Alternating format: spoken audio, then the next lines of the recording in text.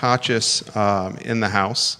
And I have said many times on this show, if this man wanted to do anything in Charlottesville, I think he would have the red carpet rolled out for him in the private sector, the nonprofit sector, the political and elected official sector. But you know what? Fortunately for us, we're just happy that he's happy as the chief of police in the city of Charlottesville. We're going to talk, spend some time with Chief Kotchis today. We'll take some questions. We don't mind being challenged on the I Love CVille network as long as the challenge follows the golden rule. There's nothing wrong with respectful pushback, but the pushback's got to be respectful, folks. So if you want to ask some questions, please keep that in mind, or I won't relay them live on air.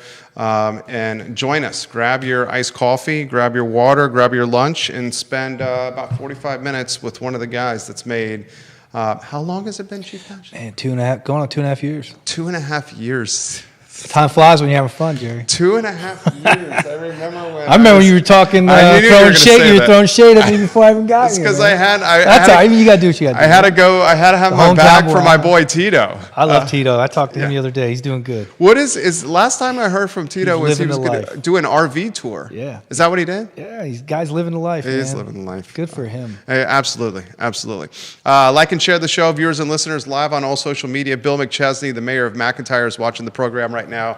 William, we love when you watch the show. I'll highlight some of the viewers and listeners that are watching the program as we speak. Georgia Gilmer, Richard Fox, Bob Yarborough watching the program right now, the king of Redfields, Rob Neal, Supervisor Mike Pruitt, welcome to the program. Katie Pearl, welcome to the program. Joe Reed, Mike Plecker, Juan Sarmiento works for Charlottesville City and Transportation. Tom Powell, the founder of the Toy Lift, watching the program. Got folks at the multiple media outlets watching the show right now. Like and share the show. We're going to spend about 45 minutes with one of the A-plus guys here in the city of Charlottesville. J-Dubs, we are live on I Love CVille Facebook, which reaches 7,300 people. My Facebook, 6,700 people. The group, 4,300 people. I Love CVille Food, 7,500 people. LinkedIn, are we live on LinkedIn? I will check. Oh, fantastic, Judah. Thank you very much. We are live on LinkedIn. Excellent work. And YouTube. Are we live on YouTube there, J-Dubs? Nice. 15 Twitter accounts, iTunes, Apple Podcasts, Rumble. All right, we can rock and roll, J-Dubs, when you're ready.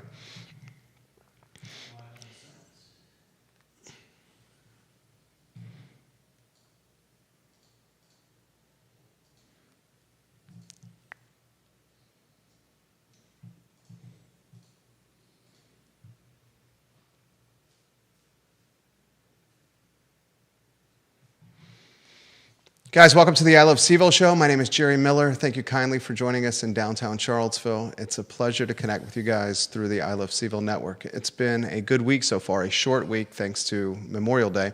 Yesterday, Dave Shreve, our guest, a candidate for Albemarle County Board of Supervisors in the Jack Jewett District. And today, we're very excited to have Police Chief Mike Kotchis in our studio.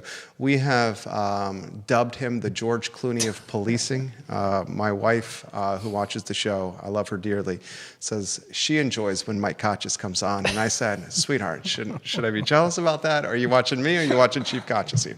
And she just chuckled over morning coffee. A lot we're going to cover on the program.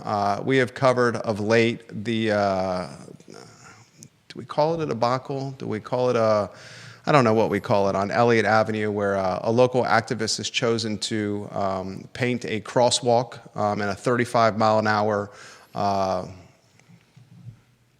neighborhood, hub for pretty significant transportation and automobile traffic. We'll talk about that today. I see a boatload of questions already for Chief Kotchis, a lot of them around the downtown mall, some of them on the city budget, and some of them on how he's going to continue to move the department forward from a positive fashion. I want to highlight one of the partners of our show. We were there today. It was Charlottesville Sanitary Supply. And goodness gracious, John Vermillion, who he corrected me, he's at least 4 generations in Albemarle County, and his son, Andrew Vermillion, they own Charlottesville Sanitary Supply, had a turnstile of customers going in the door. And these guys did it the right way, the honest way, the communicative way, back with integrity at Charlottesville Sanitary Supply. And I could not be more happy to see local businesses doing local efforts and traffic with customers. Support the businesses in the community you want to see make it another 60 years, and Charlottesville Sanitary Supply is absolutely one of them. Judah Wickhauer is behind the camera. 15 years, this man has managed the psychosis of my personality, which is a testament to his metronome-like consistency with his personality. I don't say it enough, Judah. I am very grateful for you. I sincerely mean that. We are completely opposite in personality, but I think that's why the business works. Judah Wickhauer, if we can go to the studio camera in a two-shot, and welcome the George Clooney of policing, Mike Kochis, who's 2.5 years on the job. Goodness gracious. Flies by, Jerry. 2.5 years? Yeah, man. How's it going? Things are going great. Really is. I'm still having just as much fun today that I did when I first got here. Yeah. How's the open-ended question here? Talk to us about all the efforts and the positivity with the police department. Yeah, I mean, well, I just got the news yesterday. We only have one vacancy. Nice. Okay. And I mean, that's down from over 30 about 2.5 years ago. Wasn't it close to a third vacant? Yeah. Oh, yeah. It was bad. I mean, you can't do things without people. So we've made a lot of progress, and the benefit of hiring that many people is when you talk about creating a culture of excellence, culture of professionalism, culture of empathy, both in the building and in the community. You can make a lot of progress pretty quickly. So, but yeah, we're working hard each and every day. One vacancy. One. Congratulations. Yeah. How have you been able to fill the department? I don't think it was one thing. The folks that we had here, when I first got here, good people, and they've worked super hard, laser focused on getting people in the door. And they've bought into the vision and mission that we've created together, and that's what it comes down to at the end of the day. You create a vision, you give it to your folks, and they take it and run with it. And they've really done that, and they've done just a tremendous job. So I'm fortunate every day that people still want to do this job. Now, I've been in, I've had relationships, got to know some of your officers extremely well in my 25 years here, have a lot of respect for them. I've tried to highlight this on behalf of your department of the challenges of living in the city they're serving within. Yeah. You are filling the vacancies. Can I ask how many in the department are able to live in the city? Maybe a handful, if that. I mean like 5. Yeah, you can't. But you see it everywhere. This city is expensive. And I come from Northern Virginia and thought, that it's not. It costs a lot. It ain't getting any easier.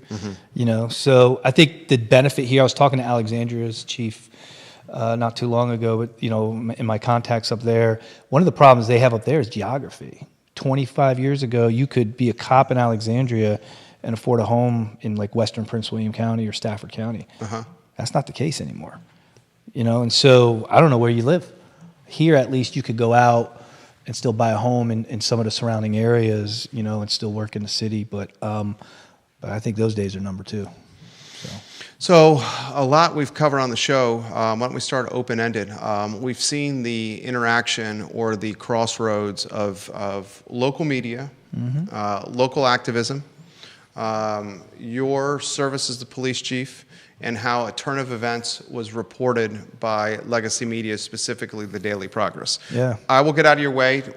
Set the stage of what happened. Yeah. So here's what I will say, and I'll preface it with this to talk about our local reporter that has been here for a very long time, who I believe is probably one of the best in the business. Easily. He's really good at what he does, and I think that's good for our community, because we all need checks and balances, including government. And so, this report, this story about the crosswalk situation, it came out, and then there was a headline posted, and I remember seeing. And again, I don't do a whole lot of social media stuff. I sure as heck don't pay attention to comments or any of that type of stuff. Okay. So someone had sent it to me, and I'm like, that's not true. That never happened. So, what I found out was that the reporter actually doesn't put the headline in. Right. So the reporter does the story and sends it to the editor, who then creates a headline. Right. And I get it. You create headlines to get clicks and to get people's attention, to try to get them to get past the paywall and all that kind of stuff. Sure. I think my problem with it is that, and again, it's all fine and dandy, but when it's simply not true, and when there is the assertion that political motivation, influence the decision to investigate or charge, I think that's dangerous. Okay. Really dangerous. And nobody wants that, right? And I can tell you, look, the city manager, he's my boss. Sam Sanders. Sam Sanders could tell me to do a lot of things, but he didn't. And that's not his style, right? He doesn't operate in a bubble. And so, when I saw that, I was just like, man, and so anyway, there was a correction made, right? And then when the correction was made, it said something to the effect, it changed from called me to tell me to arrest him to called me before he was arrested, which also isn't true. That never happened either. And so I just think that, people make mistakes. Police, we make mistakes. It happens. But I think that, the right conversation needs to get out there because whether someone is an activist in any capacity plays absolutely no role in how we investigate or decisions we make and how or when to charge someone. And we consult with the Commonwealth Attorney's Office, we make those decisions, and then a judge will hear the evidence of the case, and they make a decision based on the law and the Constitution of the United States. Whether that person's an activist or not does not play a role and should not play a role. And that's just the truth. So I'll offer a little bit more, a little color here. John Blair, thank you for watching the program on LinkedIn. And viewers and listeners, let us know your thoughts.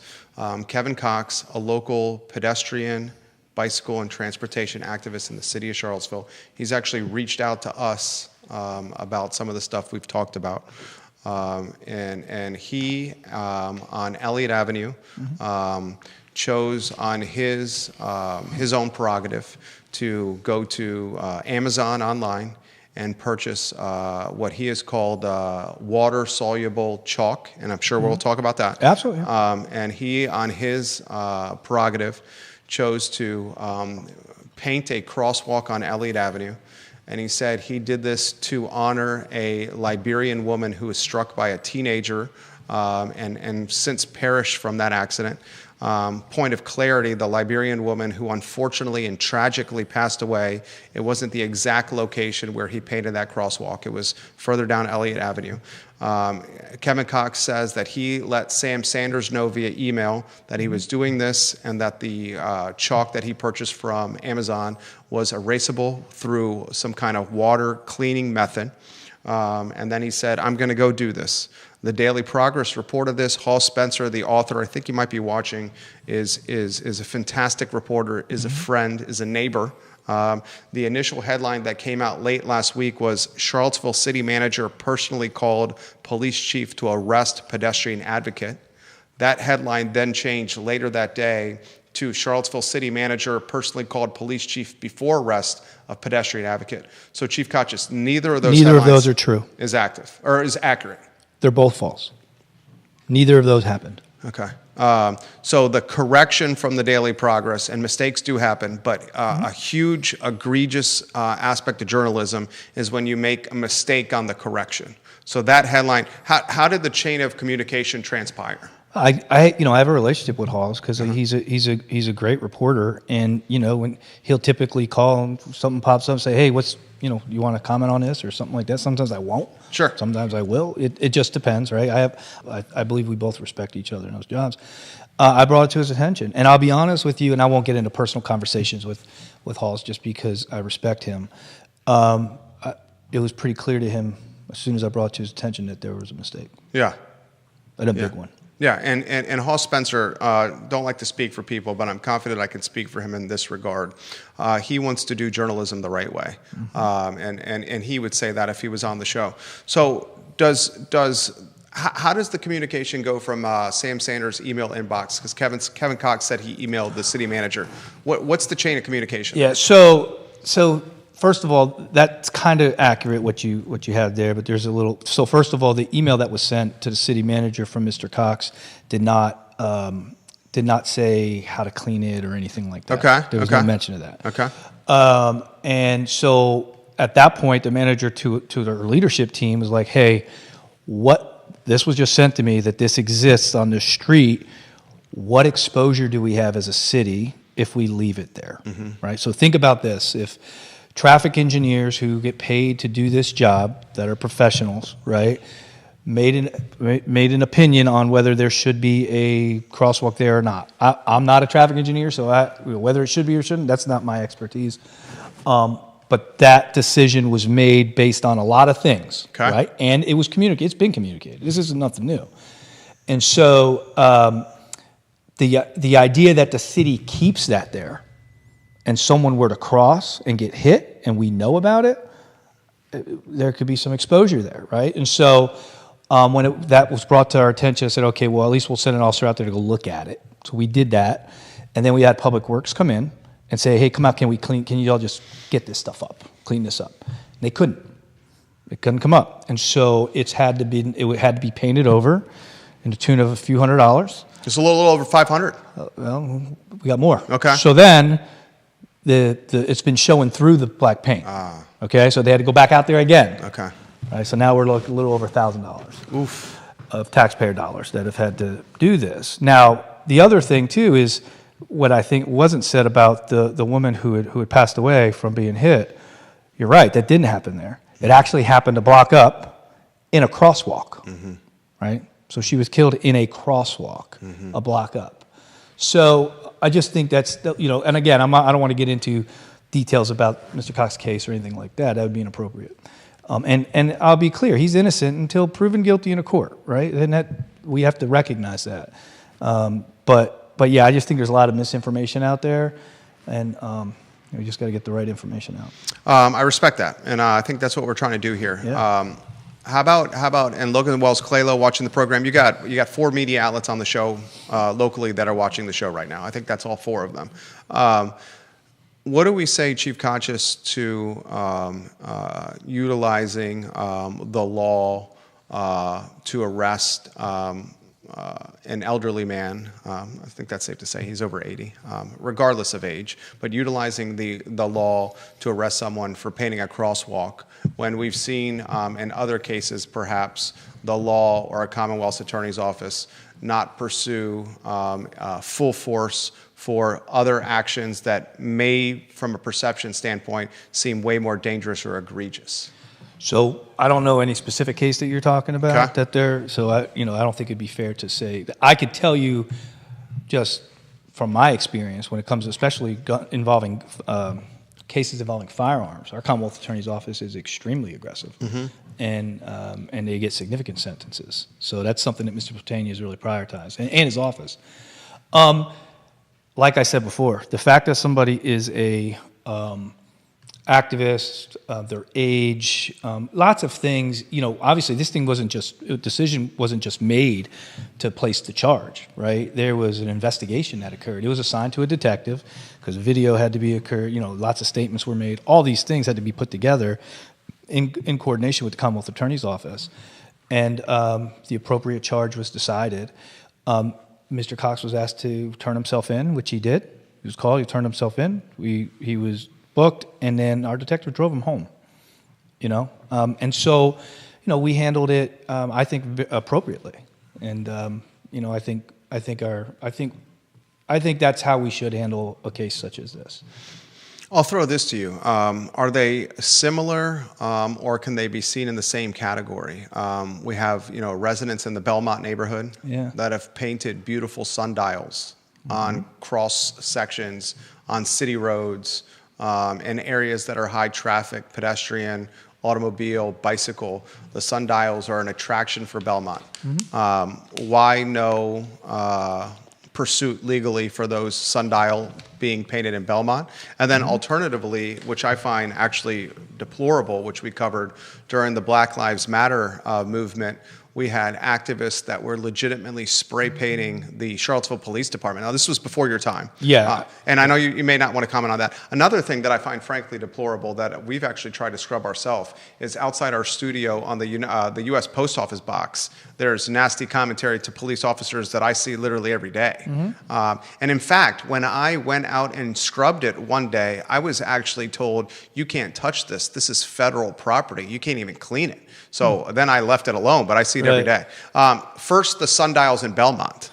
So I don't know what the sundials look like in Belmont. Okay. I think the case we're talking about has to do with creating a traffic control device a fake traffic control device that's not approved, that is created against the advice of the professionals who know what to do with this job, and could create significant danger to the community. And so I think you have to take that in consideration. Every case has got to be looked at very differently based on the facts. And so, the sundials, I haven't seen the sundial, so I don't know what you're talking about. Like you said, I wasn't here in 2020 when that occurred, but if people damage property, we need to investigate that and, hold them accountable if appropriate. There's graffiti cases that we have charged. Is that in the city. SEP, SEP? Correct. Yeah, that's around. We put out a news release with that. Yeah, I'm glad you did that. An arrest was made. Yeah. You don't get to just spray paint city property like that, and they're investigated. Resources are put to it, and we make appropriate charges.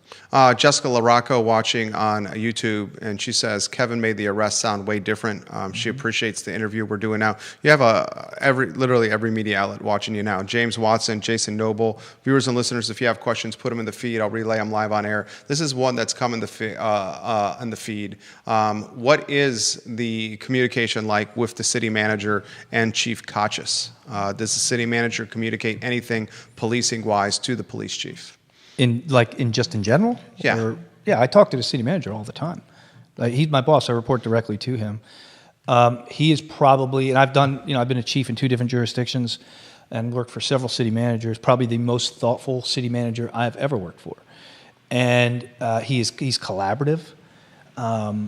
Yeah, and I guess that's why it bothered me the most. Like the city manager, if he wanted to, he could sit and tell me, "Hey, as a city, we are going to do this and go down this road." But that's not his style. I don't know, and I guess that's what bothered me the most with that article. Well, the initial reporting painted the city manager not in the best light.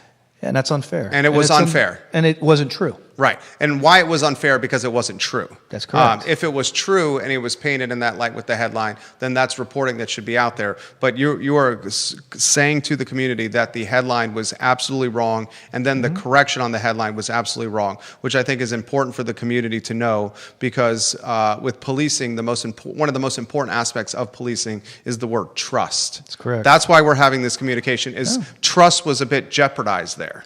Yeah, I think the community should trust its media outlets, at least to, maybe I'm naive. A lot of people say, I'll trust what you read in the news, right? But I hold the news in high regard or media in high regard, because they have a role in the community, not only to hold us accountable, hold government accountable. That's how our system works, and how it should work. So yeah, it was a little disappointing. Well, and I'll give the kind of chain of events or the dominoes that followed. When that headline was reported by the Daily Progress, then Charlottesville Radio Group and its news outlet jumped on the story and initially on Friday positioned the story in a similar light. Then Judah and I read it on thedailyprogress.com, and on Friday's show we started talking about it in the light of that headline. So it had this kind of crescendo effect or a domino effect with other media that was talking about it. And one of the reasons we reported on it was because we saw the byline Hall Spencer, and I trust him implicitly, of course, because he's an award-winning journalist. Yeah. But to Chief Kachis' point, Hawes does not write the headlines. So I'm curious to see if Reynolds Hutchinson, the editor of the Daily Progress, has follow-up coverage on how this was depicted in the newspaper, and would almost encourage Reynolds to have his staff offer follow-up coverage in the newspaper, because one of the disappointing aspects of media is the correction runs extremely small. And the initial story runs far and wide. And people remember the initial story, it resonates, where the correction is often overlooked and forgotten. And I think this is what Chief Kachis is doing right here, is he's saying, look, this was wrong, and Sam Sanders did not do this, which is basically Chief Kachis in a lot of ways, standing up for what's right, and having the back of a man in Sam Sanders that's doing a pretty hell of a job. He's doing a great job. Leading the city of Charlottesville. Is that a fair analysis here? Yeah, absolutely. Yeah. And look, they don't owe me an apology. No, nobody owes me an apology, right? Saying you did something that you didn't do, that's wrong. But I'm a big boy, right? Yeah, and that's part of the job, okay. right? You just got to take it. But the community deserves to know the truth. Fair. We put it behind us there. I'll throw this to you, because the police have been in the news locally of late. Sure. How about Culpeper County? Oof. And Makes me sick. Okay, I'd love to throw this to you. It's disgusting. A police chief that was he? He was a sheriff. A sheriff. Or he excuse called me, himself. sheriff. He called himself a sheriff. Yeah, and selling badges, selling power, essentially. Well, he was convicted, so I would talk about it. To undercover FBI agents taking bribes. I mean, it's not even a close case. Was convicted by a jury and sentenced to 10 years, and somehow now he is full pardon. Donald Trump has fully pardoned him.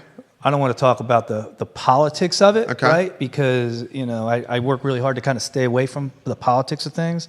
But what was done was disgusting, and it's a stain on our profession. And it you know, I don't understand it. You know, the whole pardon stuff, I get it's the president's prerogative to do. But this is close. I mean, it's just up the road. Yep. You know, and it's, again, talking about public trust.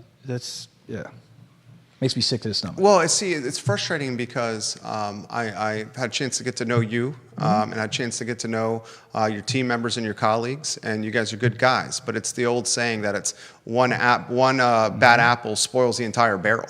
That's all it takes. You know, just yesterday I spoke to 3 brand new officers that graduated the academy, and it was you know, after this whole pardon thing, and I tell them, I said, listen, your actions, what you do, either brings value to that badge or takes it away. And there are folks here in this room, and there are people in the room that were here in 2017 and have been through a lot over the years, and we're not going to tolerate that, right? So what you do, what you post online, all of these things either brings value to that badge or takes it away.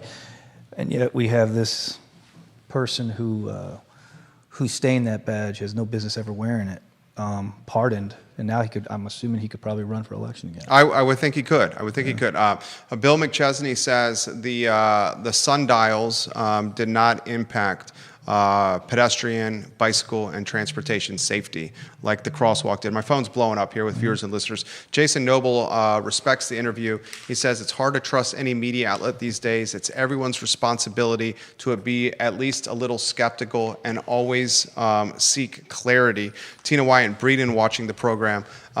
This question is an intriguing one. I'll throw it to Chief Conscious, but I think this might be more the courts, Joe Plantania and the judge. Is the anticipation that Kevin Cox is going to get a pass on this? Well, look, I could tell you that the courts, you know, the one thing that, like I said, a judge or the courts usually I feel safe saying don't take into consideration. And that if you are a pedestrian activist or not, they're going to take into consideration the law, the Constitution, you know, and what's reasonable under the law. And so I can't speak for the courts and what will happen.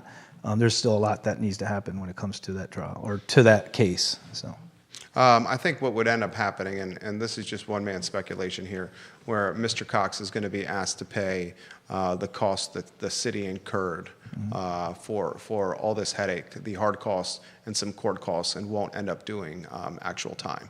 I think that's probably what's going to happen, but we'll see. We'll follow it closely. This conversation, this question has come in, and it's about what's happened in the past. I think this is a fair one. Yeah. What did Chief Conscious make of the protest last year at UVA when the Virginia State Police was in some ways militarized against students? Yeah, so I was in the command center when all that happened, worked with Chief Longo and his team. President Ryan was in the room. Mr. Hingley was in the room when these decisions were made. There was a lot that happened that led up to that. And based on everything I saw, the decision that was made was the right decision. Again, there's a lot more to that conversation that happened there. But yeah, I mean, it wasn't a decision that was made in a bubble. And we're talking several days that things were leading up to it and all kinds of other things. So the tough aspect, you know, just kind of shooting it with you here, having a conversation. The tough aspect for me was the look. Yeah, look, sometimes policing looks really bad. We get that, right? There's some things you're just not gonna make look good. Yeah. You know, this job sometimes really sucks. But I mean, sometimes policing is tough. Yeah, right. This is all over the feed here. Yeah. How has Chief Conscious characterized the efforts the department has made with cleaning up downtown Charlottesville? Yeah, so the downtown mall, we've made a lot of progress down there. We now have an officer on daylight shift assigned there every day and on our evening shift assigned down on the downtown mall every day. And it's not to like bother people and just arrest. It's basically to be a resource there, you know. And so obviously there's no secret, you know, the issues around housing in the city in general it's a huge challenge. I mean, I was watching the CRHA board meeting last night. My wife wonders why I watch these things, but I did, right? And, you know, Mr. Sales was talking about how they have affordable housing units in a new development that they can't rent because of the perceptions of crime in that area there, right? And so, you know, we have an important role to play. And, you know, I can talk about crime being down. It's down 41%. Gun violence is down 41% over a 3-year average.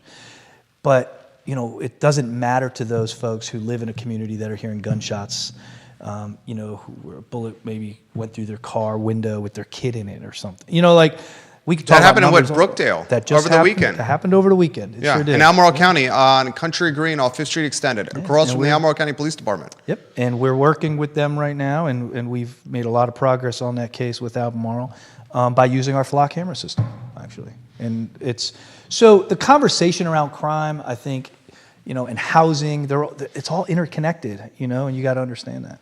I've been and I've caught in so many arrows on this, of a huge proponent of flock cameras here locally. And a group in Charlottesville, we know who they are, have online and socially and digitally attacked my stance on why not have the flock cameras. Right.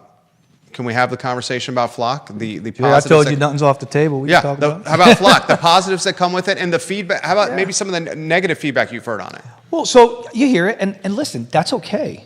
You know, I mean, I think we've talked about it right after we started the pilot. You know, it was a 3-2 vote, right, on council. And I think Payne and Oshrin were against it. Yeah, but you know what? Good questions, and they're good people. Yeah, they are. I can tell you that while they may disagree with some of the things that police department wants to do and whatnot, I mean, that's their job, right, to represent their constituents. Yeah, I think as long as we're having good conversations about the truth, there's a lot of stuff out there. And you know, if you watch certain media or wherever it is on your computer, that's all you're being fed now. Sure. Right? So you're never going to get the other side of it. So I hear a lot of that stuff. Right? Yeah.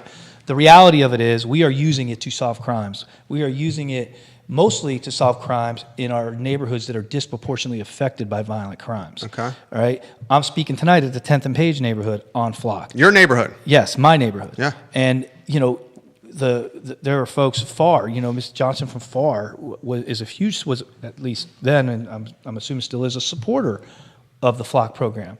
Now, look, there are things that we have to continue to be checking on. Right? And so, like, who do we share our information with? Who has access to it? We had this conversation this morning with my staff.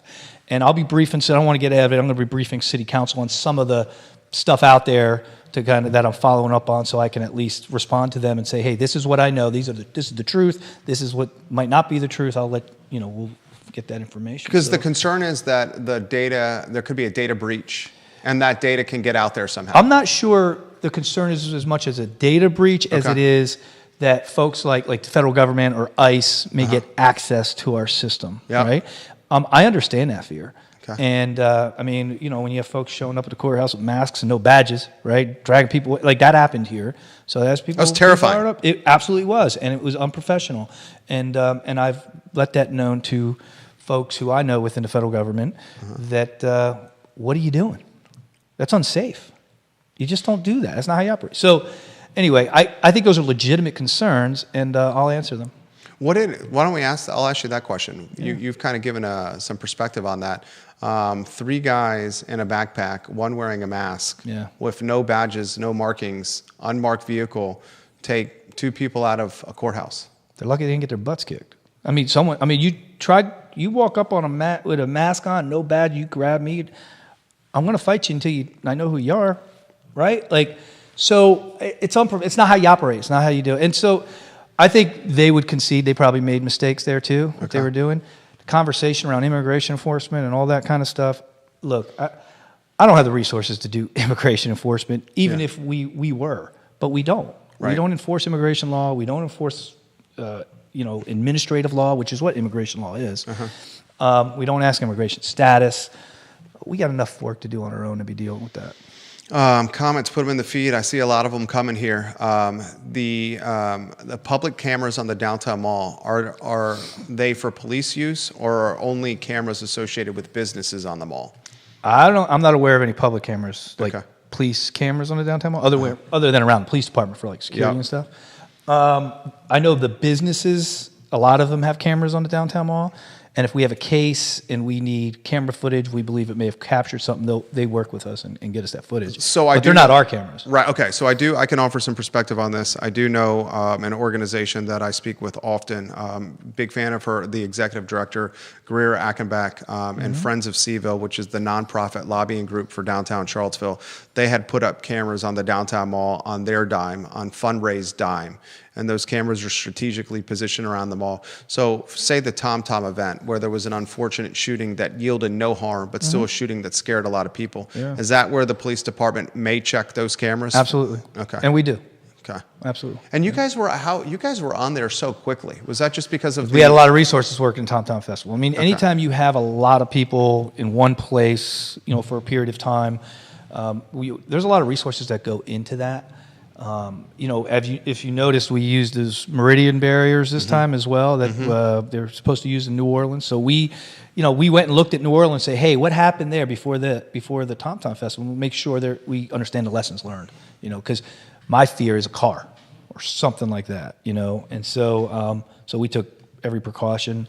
D.I. Jones, who I know you know well, he was our incident commander that Great guy. That helped coordinate and work on that for weeks without a day off, just getting ready to make sure that it was a secure and safe event. Officer Jones was the patrol officer on the UVA corner when I was a student at the University of Virginia, and one of the most fairest officers that I have encountered, and a good man. I hope he hears that. Yeah. Comments are coming in here quickly. We're trying to get to as many of these as possible. Here's an interesting one. What does Chief Kotchis think is the dynamic between expensive housing and crime in Charlottesville? Well, I mean, violent crime is rooted in poverty. We know that, right? And so, I would say if you have really expensive homes, and you have, again, I'm not a housing expert. I probably know more about it than I ever thought I would. But if you have real expensive homes and low income homes, there's no middle ground, right? The missing middle, I guess is what they call it. So I think there's clearly a correlation between poverty and crime. I mean, we see that. I don't think, you see that everywhere. Ginny Hu, it's nice to hear Chief Kotchis confirm that what I've always believed about the UVA situation. The correct decision was made based on information that was available to the people who needed to have it. And she's referencing that with the Virginia State Police being militarized against protesters on grounds. This is coming from number one in the family. Can you ask Chief Kotchis about the extremely high proportion of shots fired and gun incidents that take place in or around CRHA properties? What is his relationship like with CRHA? Does CRHA need to do more in terms of its own responsibilities of weeding out tenants who endanger other tenants and the general public? So I have a great relationship with CRHA. But let me start by saying, actually, shots fired are down, right, data-wise. But guess who doesn't care about that? Folks that live there. The house that got shot up last Monday on Hardy Drive, right? Yeah. They don't want to hear that. So, but I have a great relationship with CRHA and talked. I was talking to Mr. Sales this morning, and so if folks, if it's appropriate that someone be evicted for whatever the case may be because they're preying on that community, well, then we work with them, and that's their decision to make that decision. But I will say it's a small group of individuals in these communities. I mean, CRHA has like maybe 100. I mean, West Haven maybe 150 units. I mean, I could probably think of 3 or 4 that are problems. That's it. But it's a big problem, and so we've really been working with CRHA closely to help address those issues. And we have a great relationship. This question's a good one. Why does it seem like the young men that create most of the trouble for this area are often in and out of jail? Does Chief Kotchis think the courts need to be a bit tougher on them? Well, I'm a cop, so I think the courts, yes, should be tougher on them. That being said, Why are they in and out? I think every case is a little different. We clearly got to invest in reentry. I mean, the reality of it is, Jerry, is most people don't go to jail for the rest of their life. So at some point, they're going to go out, get out, and they're going to be back into society. And so we need to do a better job of preparing these folks to reenter society and be productive members of our community. I don't think we do a good enough job with that. Probably don't invest enough resources in it. The program Home to Hope is an awesome program. It's on the downtown mall. Yeah, they're great folks doing really good work. I don't think it gets enough attention. I mean, that's where we make our progress. Yeah, but every case is a little different, and so some folks deserve longer sentences than others. Lonnie Murray, welcome to the program. Keith Smith, love Keith Smith, watching the program. You've got elected officials from the city of Charlottesville, Albemarle County, Nelson County, and Louisa watching the program, and you have a couple of delegates watching the program here. This comment has come in related to Flock. What about the controversy over department wanting to use, is it Peregrine? Peregrine. Mm-hmm. Can Chief Kachis explain what it is and why it will help police? Is there any worry about our data leaking to this company? Well, so Peregrine, again, you had one person to show up to a council meeting that said a whole bunch of things about this company, and they were talking about a different company. So they were talking about Palantir, which does a lot of the things they were talking about. It's a publicly traded company. I actually own stock in Palantir. Yeah, Palantir is a different company. It's been around a long time. Yeah. Peregrine is a completely separate company. And what Peregrine does, it just fuses our current systems together. So like Axon, our body-worn camera system, our payroll system, right? So I could say, hey, what officers are using a lot of leave and are working too much overtime, and is there a correlation between our use of force, right? So to do that, we have to go in all these different systems. Our payroll system, we have to go into our Axon system, which is a different system, into our records management system, which is a different system, our CAD system, which is a different system. So this fuses all of them together and allows us to take a more data-driven approach on our decisions. That's all it is. But there was a lot of talk and all this stuff about it, and I get it. It came back to, and the questions I got was, can I ensure that DOJ or the federal government could get access to that? I don't know really how to answer that other than absent a search warrant or court order, a legal process, I don't know. That's the only way.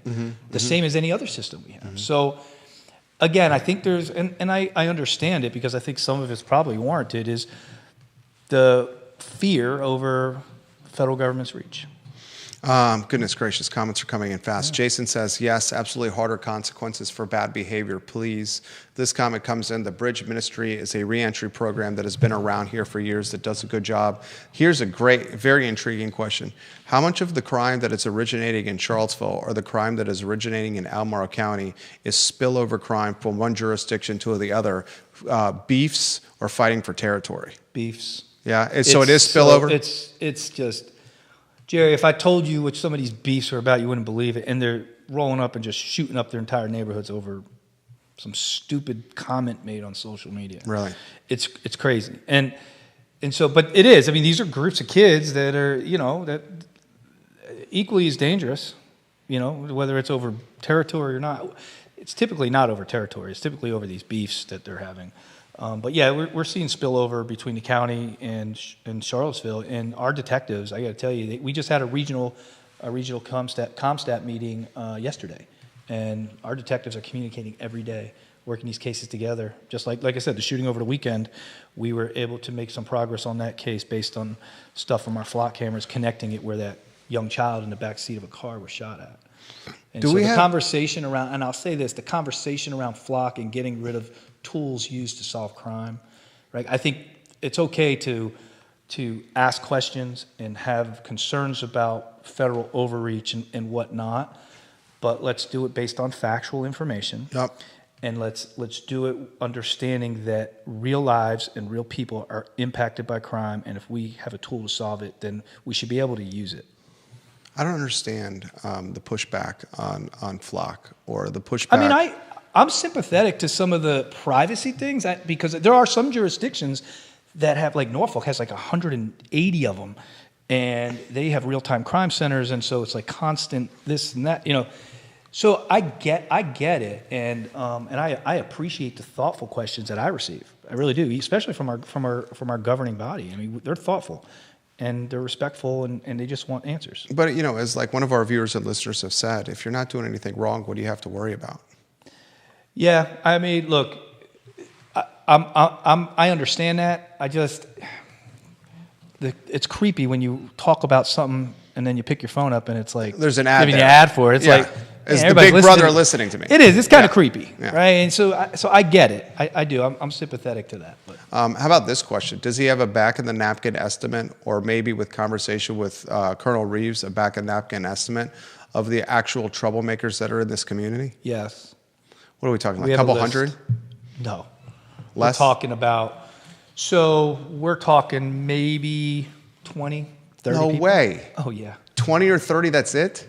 Oh, yeah. That are causing that we the- consider prolific offenders. That are causing the trouble for That the... are causing a majority of the trouble. Absolutely. And that's goodness. why, Jerry, that's why we are taking a very focused approach. Yeah. It's a model called focused deterrence, but it's really, instead of a shotgun approach to just, or casting a wide net, we are, we're really focusing on those specific offenders and saying, hey, let's deal with them, So yeah. Oh yeah, we're not talking hundreds of people. 20 or 30? Yes.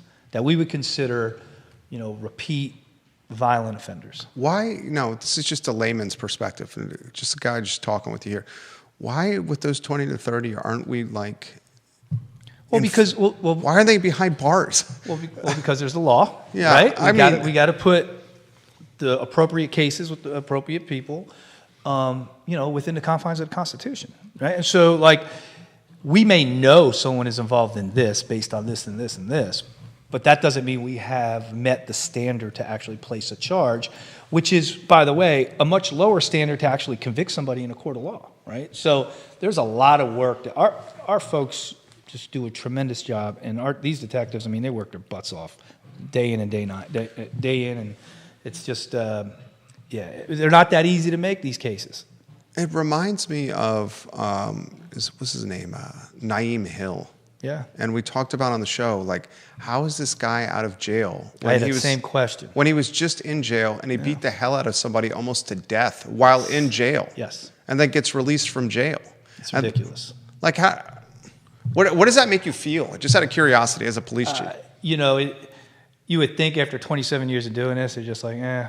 Is But what it is? It's not. It ain't is what it is, though. Because you care. Right. Right? You care about people. I mean, the day I don't anymore is the day I probably hang it up, So, I don't know.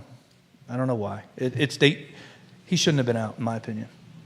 What's Chief Kachis like about the 10th and Page neighborhood? He lives in the 10th and Page. I do live in the 10th. Yeah. It's a great community. I'm going to the meeting tonight, and I'm like, do I go as a resident or I go as chief? Well, they want me to present. So, but what a great community. I mean, if I'm out of town, like my neighbor will get my stuff from my porch that gets delivered. Say, hey, chief, I'm going to hold on to your stuff, so someone will steal it off your porch or stuff, But we've had no issues there, and it's just. I don't know. It's just, I love the community. The 10th and Page neighborhood, how have you seen it change in your 2.5 years here? More students. Yeah, a lot of students. Yeah. Yeah, a lot of them doing residencies at the medical school and whatnot, and a lot of folks who have lived there their entire life too. Yep. Like they own their homes, it's been passed down. And so, it's pretty cool to sit on the porch and have a conversation with someone who's lived there their entire life and kind of what was it like, years ago and compared to now and how has things changed. It's really allowed me to have a better appreciation of the community. This from Maria Marshall Barnes. Can Chief Kachis share his opinion on police officers and or SROs in schools? Yeah, so as you know, school board voted to bring SROs back into the schools. Great move. Yeah. So, I supported that. Obviously, I've always said that, right? But I'm a cop. So I get it. But I also wasn't here when they pulled them out of the schools. So I'm sure a lot went into that decision as well. Right now we had our first focus group on creating that MOU and what is the model going to look like. Once that gets finalized and we have an idea of how many we're talking about and what does the model look like, we got to put a cost to it. Yep. Somebody's going to pay for it. Yep. Because I don't have them. You got to remember, 2016, our allocated sworn strength was 130 sworn. Today, it's 111, and I only have one vacancy. So over the years, with the mass exodus and all these things that were going on, and you had all these vacancies, every budget season, they pull some of them back. Okay, well, we can't fill it anyway, so let's, which makes sense. I get it. But here we are. And so we want to do more now. They want us to do more, and therefore, so I don't know. We got to figure that piece out too. Is there a mentality change with the SRO when it comes to policing versus an officer that's patrolling the streets? Oh, absolutely. Can you put that in perspective? I could think of some of my officers who I would never put in schools, and I could think of some of my officers who would be wonderful in the schools. You got to have the right fit. The school will be involved in this decision, right? Mm-hmm. I said this during the focus group. I said, I want all the principals there. Because at the end of the day, I want to know, what do you want? That's your school, right? When my officers are in your school, you're the chief of police, right? So what do you want to see in this? Because I couldn't imagine, these principals deal with a lot, mm-hmm. And they need some help. And so we're going to come up with the right model that's unique to Charlottesville. We're going to come up with the right model for Charlottesville City Schools that everybody is okay with, involved in that process. And then we'll make it work. This comment's come in. It's a good one. To Chief Kochis' point, there was a study on D.C. that at any given time, it was 200 to 300 people responsible for 80% of the gun violence in the city. So 20 or 30 in Charlottesville sounds extremely plausible. This comment has come in. It's election time, and we have two council spots that are up for grabs. Will Chief Kochis share any thought on the election cycle and the candidates that are running? No. I knew you were going to say that. Smart man. I'll do politics. It's not my place. Last thing you want is a police chief getting involved in that. No, but look, political season's here, right? I get it, and so certain things pop up and certain conversations are that I have to be involved in here and there. But no, it's not my place to opine about politics. What's the interaction with the police department and city council? I got to tell you, and I tell people this all the time. My time as chief in Warrenton was 10 times harder than here. Small town politics and the city councils in smaller towns they're ruthless. And here, again, I just think our council's thoughtful. They're focusing on important things like sidewalks, crosswalks, public safety, potholes, things that communities care about. And I can appreciate that. And I do. I watch a lot of council meetings, not just our council. I watch all the planning commission meetings, architectural review board meetings, the CRHA meetings. My wife wonders what's wrong with me. I nerd out on government, right? But I think we have a really good thing going with this council. They're thoughtful, and I appreciate working for them. I have a very good relationship with all of them, and they all have different things that they are passionate about. But yeah, I have no complaints. Have you had a chance to talk with Jen Fleischer? I have not. No. Okay, we got 2 spots up for grabs. Here's an interesting question. What does Chief Kochis think about all the money being spent on this new jail? I don't know enough about it other than I know it's a hot topic. Uh-huh. And so, from my understanding, the reasoning behind it is because it needs upgrades, mm-hmm. right? We just talked about reentry, right? Well, how are we treating people when they're locked up? I think that matters as well, because you're not going to get rehabilitated in jail or prison. That just doesn't happen, So that's why programs like the Bridge and other programs are so effective. It would be irresponsible for me to really opine on that. I don't know enough about that. That was, I know that we're one piece of that. A lot of the other jurisdictions are involved as well, mm-hmm. but I know it's a hot topic. What is the role with the police in the city and the houseless population that seems, this is the viewer's words, continuing to plague Charlottesville? I'm glad you asked me that question. I was talking to a group last night about this, and I kind of went off on a tangent, but I think we have to get to a point where we talk about folks as homeless individuals or unhoused individuals. What is the preferred nomenclature? How about Joe and Josie? Okay. Because these folks have real names. Okay. Right? They're real people. Okay. And when you get to know them, uh-huh. each one of them has their own story. Okay. You know, and I think so. We can't lose the humanity in what we're seeing. I fall victim to that. That's a fair point. I think a lot of people do. Yeah, I make that mistake. A lot of people do, but I want to know who doesn't? My cops. Okay. Because they deal with these folks every day. Yep. They get to know them personally. Sometimes they'll buy them a hotel room. Sometimes they buy them lunch. Just this morning, you know, someone it was raining. They needed to keep their stuff. We let them keep their stuff in our lobby. And so, again, we can't lose the humanity in these things. It's a real challenge, right? There's a conversation about low barrier shelter on Cherry Avenue, and it kept coming up about sex offenders. When they looked into it, there's like, of 200 or so unhoused individuals in the city, there's like 3 or 4 who are, like, so I just think we have to be really careful about how we talk about human beings, right? And there's a lot of people who are one paycheck away from being houseless, right? A lot of these folks, they age out of foster care. There's lots of reasons why people are unhoused. And I will tell you, this year, I came into my office right before Christmas time and I had a Christmas present on my desk. And it was from an unhoused couple. And it was a little makeshift thing that they made for me. And I got to tell you, it's on my shelf.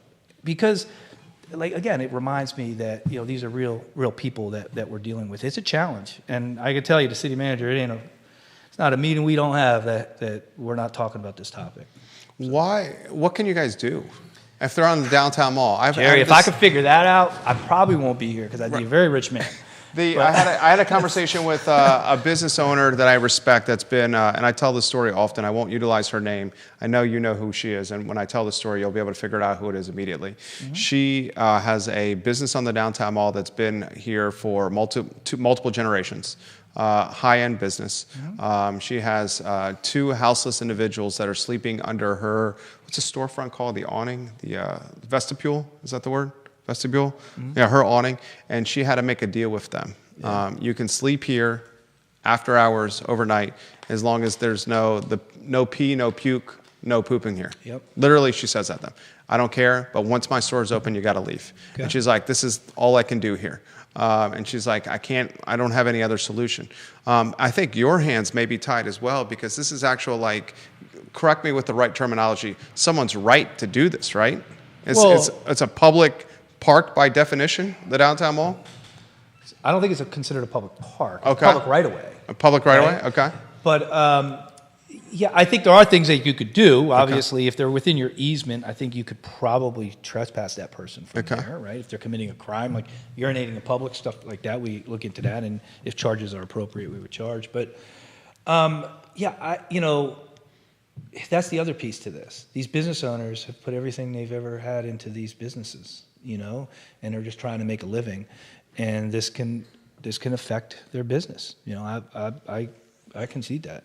And so we are working on a few things, some things I can't really talk about right now, but there are a few things that we are working on that. You probably hear this all the time, don't you? Oh, yeah, daily. Is this one of the top 5 things you hear? Yeah, like I said, when I meet, there's not a meeting we have with the city manager that this doesn't come up, because he is committed to doing something about this, and he's an outside the box thinker, and he's gonna.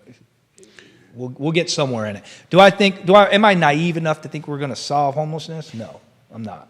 I live in a world of reality. And so, but I think we can make some progress. Philip Dow, Chief, we are so glad we have you here. You're doing a great job. One of the best communications directors I've ever seen. Maybe give this guy a raise. Kyle Irvin watching the program. I love you, Kyle. I love you, Kyle. That was for you, Kyle.